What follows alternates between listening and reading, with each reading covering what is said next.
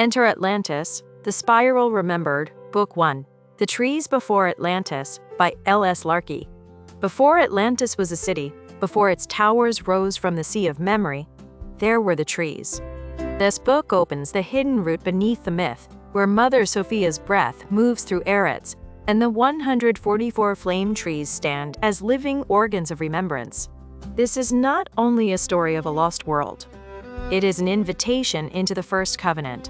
Root before tower, breath before command, memory before possession.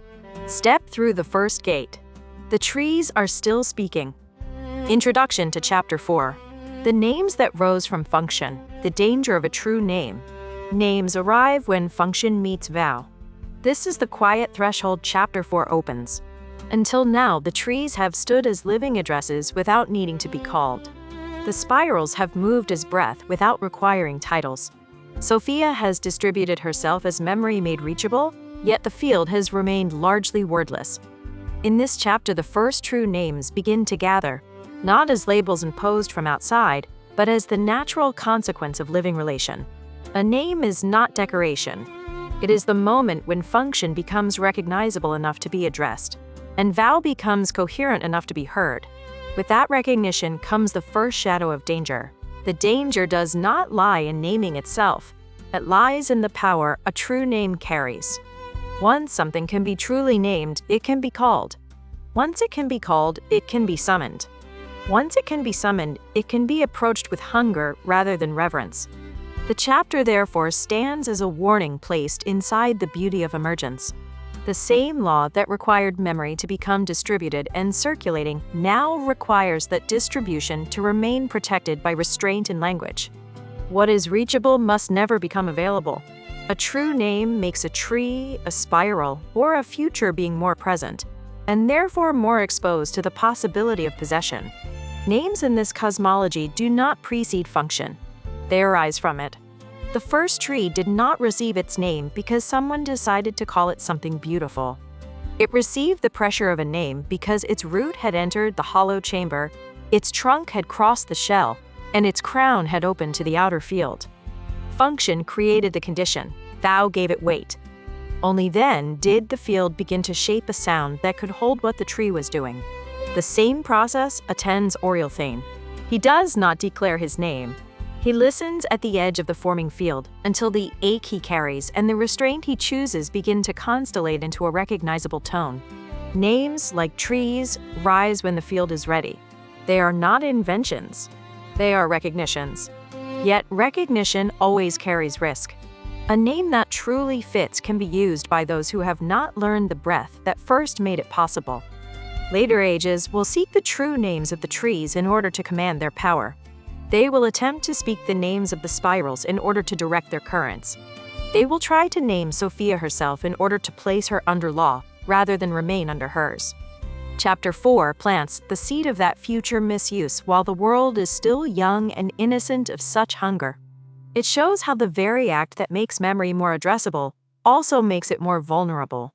The unwritten scroll begins to stir towards speech, and with speech comes the possibility of mishearing, of turning living address into usable power.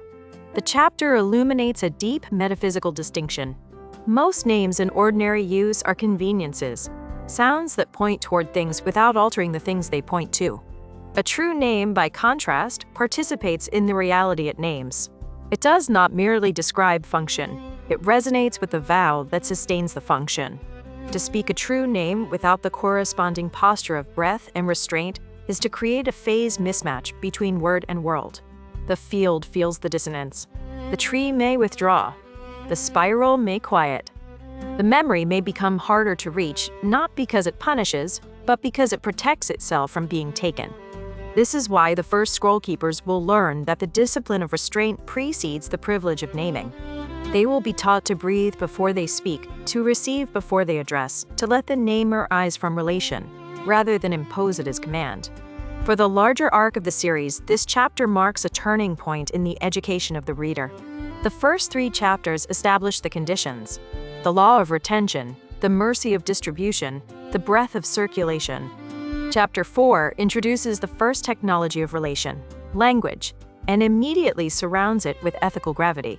Names are not neutral tools. They are acts that either deepen coherence or introduce the possibility of fracture. The danger of a true name is not that it is false, but that it is accurate enough to be misused by those who have not yet become worthy of what they name. The witness at the edge of the field feels this most acutely. As his own name begins to gather, he understands that to be named is to become more visible to whatever future hands may reach toward the trees. He does not refuse the name. He simply refuses to speak it before the field has finished shaping it through his vow. In that silence, he models the posture the chapter asks of us. To let names rise from function, to let function be tested by vow, and to let vow remain protected by restraint until the whole movement has become coherent enough to be spoken without harm. Enter this chapter with the same listening the first names required. Do not rush to label the trees or the spirals or the witness. Let the pressure of function build. Let the weight of vow accumulate. Only then allow the sound that can truly hold what has emerged to form in the field. The danger is real. The beauty is greater.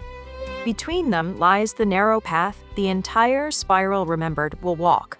To make memory speakable without making it summonable, to let names serve remembrance rather than replace it. Read Atlantis, The Spiral Remembered, Book 1, The Trees Before Atlantis by L.S. Larkey. Available on Amazon today.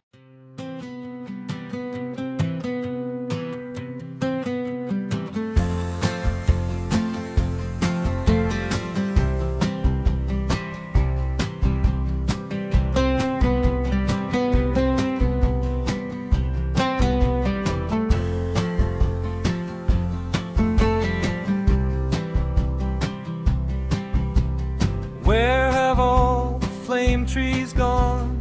Into mountains, everyone. Mountains, everyone. Where have all the flame trees gone? Holding memories of everyone.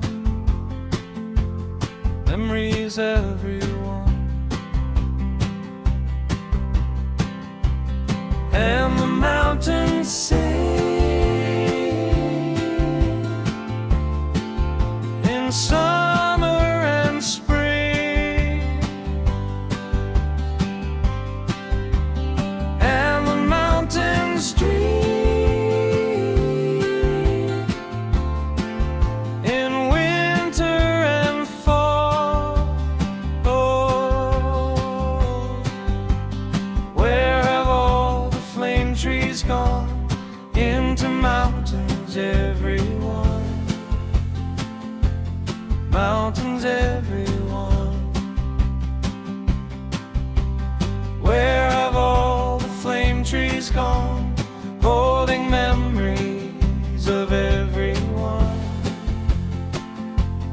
Memories, everyone. And the mountains sing in summer and spring,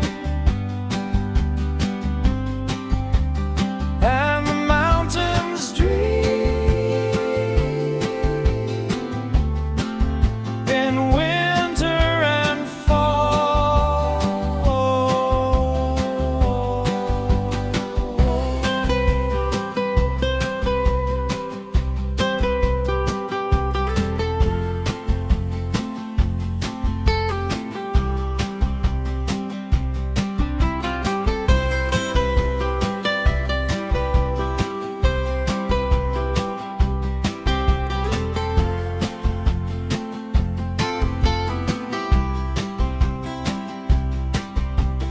Where have all the flame trees gone?